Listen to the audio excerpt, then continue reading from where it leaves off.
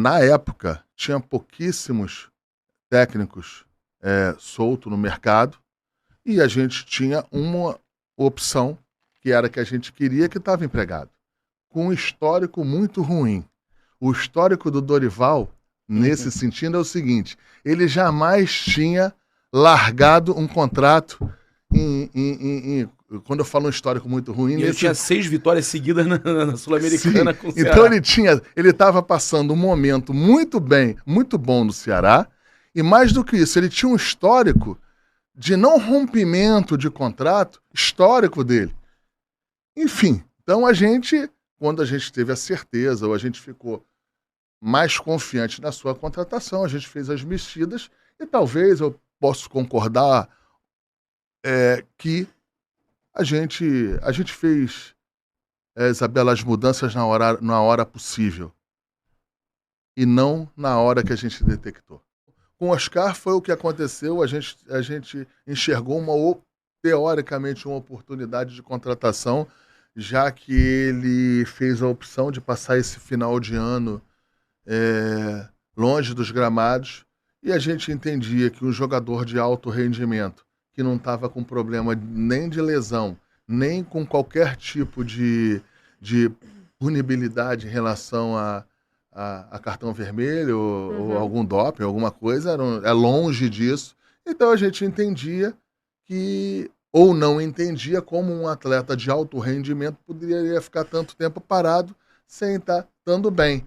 E essa foi a nossa tentativa, a gente decidiu entender o que estava acontecendo, mas infelizmente os chineses bateram o pé e falaram que não iam liberar ele de nenhuma maneira para nenhum time não brasileiro, mas da América Latina. E então foi específico com a América Latina. Talvez se fosse Europa eles liberavam. Não, eu não sei. Eu não sei. Mas o que aconteceu foi que o Oscar queria vir para o Brasil. Ele queria passar um tempo no Brasil. Oscar que muito novo foi para fora. Ele com 24, 25 anos foi para a China. Ele teve uma opção pela China muito cedo. Logo que teve o grande boom no mercado asiático. E foi ficando por lá. Foi o que...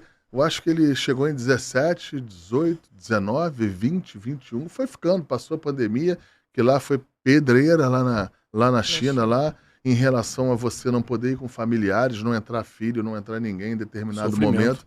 Enfim, ele passou por tudo isso e chegou um momento que ele achou que deveria, por 3, 4 meses, ficar mais próximo da família. A gente entende. E eu tentei lá. Já que estava aí, eu falei, eu vou tentar.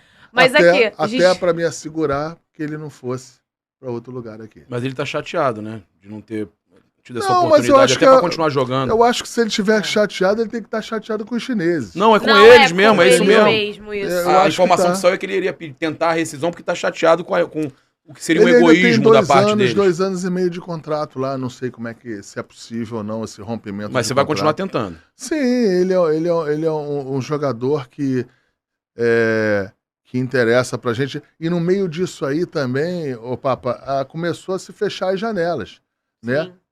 Sistematicamente. Primeiro fechou a da Copa do Brasil, depois fechou a da Libertadores, depois fechou a do Campeonato Brasileiro. Então, assim, também não tinha sentido de ficar também batendo nessa tecla.